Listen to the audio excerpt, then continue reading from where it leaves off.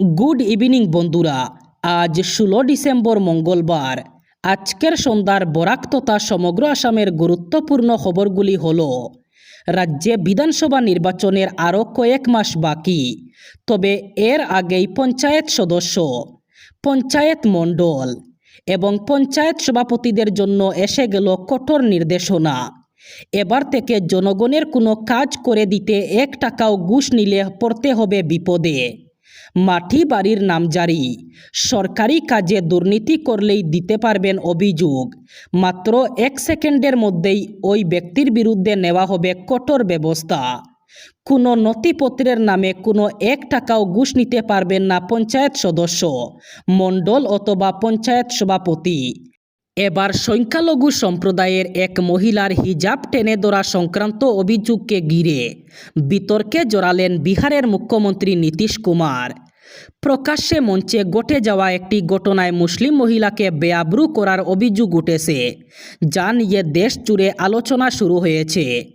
হিজাবধারী মহিলার সঙ্গে মুখ্যমন্ত্রীর আচরণকে ঘিরে হিজাব টেনে ধরা এবং বেআব্রু করার অভিযোগ সামনে আসতেই বিহার সহ দেশের বিভিন্ন প্রান্তে প্রতিবাদের প্রতিক্রিয়া দেখা যাচ্ছে। এই ঘটনাকে কেন্দ্র করে বিহারের রাজনৈতিক অঙ্গনে তীব্র আলোড়ন সৃষ্টি হয়েছে। বিরোধীদের দাবি, ঘটনার প্রেক্ষিতে মুখ্যমন্ত্রীর ভূমিকা নিয়ে নৈতিক এবং সাংবিধানিক প্রশ্ন উঠেছে এবং তারা এটিকে গুরুতর অপরাধ হিসাবে বিবেচনার দাবি জানিয়েছেন। বিরোধী শিবিরের বক্তব্য, সাংবিধানিক পদে আসীন কোনো ব্যক্তির কাছ থেকে এমন আচরণ প্রত্যাশিত নয়। পর্দা অথবা হিজাব মুসলিম সমাজের একটি ধর্মীয় অনুশীলনের অংশ, বরং আইন অনুযায়ী তা নিষিদ্ধ নয়। এই প্রেক্ষিতেই বেআব্রু করা সংক্রান্ত অভিযোগ আরও সংবেদনশীল হয়ে উঠেছে। নিযুক্তিপত্র গ্রহণের সময় হিজাব টেনে ধরা হয়েছে বলে অভিযোগ উঠেছে। তা নিয়েই বর্তমানে তদন্ত এবং রাজনৈতিক আলোচনা চলছে। এবার থেকে যেসব ভারতীয় বংশোদ্ভূত ব্যক্তি বিদেশে থাকেন তারাও ভারতে আধার কার্ড তৈরি করাতে পারবেন। এইসব ব্যক্তিদের ভারত সরকার অপশন দেয় ওভারসিজ সিটিজেন অফ ইন্ডিয়া অথবা ওসিআই কার্ড। বিদেশি পাসপোর্টের পাশাপাশি এই কার্ড কারো কাছে থাকলে সে ভিসা ছাড়াই ভারতে আসতে, ব্যবসা করতে অথবা জমি কিনতে পারবে। এমনকি ওই ব্যক্তিরা ভারতের আধার কার্ডও তৈরি করাতে পারেন।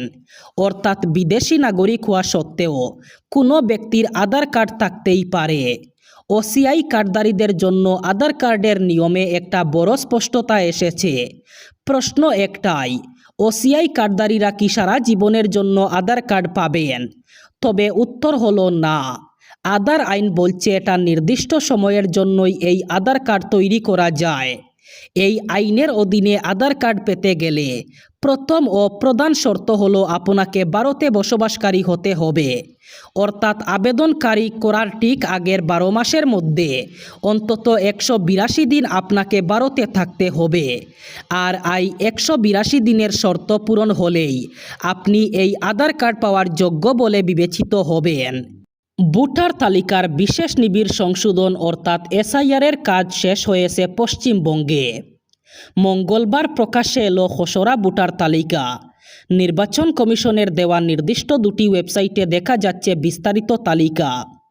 এনুমারেশন ফর্ম পূরণ করার পর কাদের নাম উঠেছে খসড়া তালিকায়, নাম বাদ পড়েছে কাদের, মৃত, স্থানান্তরিত, এমনকি বুতুরে ভোটারের সংখ্যাও জানা যাচ্ছে খসড়া তালিকা থেকে। খসড়া তালিকা থেকে এবার নাম বাদ পড়েছে প্রায় 60 লক্ষ। অর্থাৎ প্রায় 60 লক্ষ লোকের ভোটারের নাম বাতিল হয়েছে। এই সংখ্যাটি মোট 58,20,898। এর মধ্যে নিখোঁজের সংখ্যা 12,20,038 জন, অনুপস্থিত 19,88,076 জন, মৃত 24,16,852 জন, ডুপ্লিকেট ভোটার 1,38,000। বুতুরে ভোটারের সংখ্যা উল্লেখ করা হয়েছে খসড়া তালিকায়, সেই সংখ্যা 1,83,328। ভয়ঙ্কর পর্যায়ে পৌঁছেছে দিল্লির বাতাস। সোমবার রাজধানীর বাতাসের গুণমান সূচক অর্থাৎ একিউআই ছিল 450-এর উপরে। পরিস্থিতি বিচার করে 5ম শ্রেণী পর্যন্ত দিল্লির সমস্ত স্কুলগুলিকে অনলাইনে পঠন পাঠন চালুর নির্দেশ দেয় রেখা গুপ্তার সরকার। তবে ষষ্ঠ থেকে নবম এবং একাদশ শ্রেণীর পঠন পাঠন আপাতত হাইব্রিড অর্থাৎ অনলাইন এবং অফলাইন পদ্ধতিতেই হবে বলে জানানো হয়েছে। দূষণের জেরে কার্যত গ্যাস চেম্বারে পরিণত হয়েছে দিল্লি। দিওয়ালির সময় থেকেই সেই যে বাতাসে দূষিত কণার মাত্রা বৃদ্ধি পেতে শুরু করেছে, পরিস্থিতি কিছুতেই নিয়ন্ত্রণে আনা যাচ্ছে না। এই পরিস্থিতিতে সম্প্রতি দিল্লির সমস্ত স্কুলগুলিকে হাইব্রিড পদ্ধতিতে পঠন পাঠন চালিয়ে যাওয়ার নির্দেশ দেওয়া হয়েছিল। দেশে 100 দিনের কাজের প্রকল্প নিয়ে নতুন আইন আনতে চলেছে কেন্দ্র সরকার। সেই লক্ষ্যেই সোমবার লোকসভায় একটি বিল পেশ করা হলো। প্রস্তাবিত বিলে কাজের নিশ্চয়তা 100 দিন থেকে বাড়িয়ে 125 দিন করার কথা বলা হয়েছে। পাশাপাশি প্রকল্পের নাম বদলেও চমক রেখেছে সরকার। এতদিন এই প্রকল্পের নাম ছিল Mahatma Gandhi national rural employment guarantee act, সংক্ষেপে মনরেগা। নতুন বিলে প্রকল্পটির নাম রাখা হয়েছে বিকশিত ভারত গ্যারেন্টি ফর রোজগার অ্যান্ড আজীবিকা মিশন। সংক্ষেপে এই প্রকল্পকে বলা হচ্ছে জিরামজি। সোমবার লোকসভার কার্যসূচির অতিরিক্ত তালিকায় এই বিল অন্তর্ভুক্ত করা হয়েছে। সরকারের তরফে সাংসদদের দেওয়া বিলের কপিতে উল্লেখ করা হয়েছে, বিকশিত ভারত 2047 রূপরেখার সঙ্গে সামঞ্জস্য রেখেই গ্রামীণ উন্নয়নের এই নতুন কাঠামো তৈরি করা হচ্ছে। ভয়ঙ্কর দুর্ঘটনা সংঘটিত হল দিল্লি আগ্রা এক্সপ্রেসওয়েতে। ঘন কুয়াশার জেরে পরপর একাধিক বাস এবং গাড়ির সংঘর্ষ এবং অগ্নিকাণ্ডের ফলে মৃত্যু হল কমপক্ষে 4 জনের। আহত হয়েছেন অন্তত 25 জন। মঙ্গলবার ভোরে মথুরার যমুনা এক্সপ্রেসওয়ে আগ্রা নয়ডা লেনে দুর্ঘটনাটি ঘটেছে। পুলিশ সূত্রে খবর, ঘন কুয়াশার কারণে দৃশ্যমানতা খুবই কমেছিল। সেই কারণে 7টি বাস এবং 3টি গাড়ি একে অপরের সঙ্গে ধাক্কা খায়। সংঘর্ষের তীব্রতা এতটাই ছিল যে প্রায় সঙ্গে সঙ্গেই সব গাড়িতে আগুন ধরে যায়। মুহূর্তের মধ্যেই আগুন বাস এবং গাড়িগুলিকে গ্রাস করে ফেলে, ফলে যাত্রীরা যানবাহনের ভিতরেই আটকা পড়েন। দুর্ঘটনার খবর পেয়ে দমকল পুলিশ এবং অ্যাম্বুলেন্স ঘটনাস্থলে ছুটে যায়। এরপরই দমকল কর্মীরা আগুন নেভানোর চেষ্টা শুরু করেন এবং উদ্ধারকারীরা আহতদের উদ্ধার করে নিকটবর্তী হাসপাতালে নিয়ে যান। এবার শেষ খবর।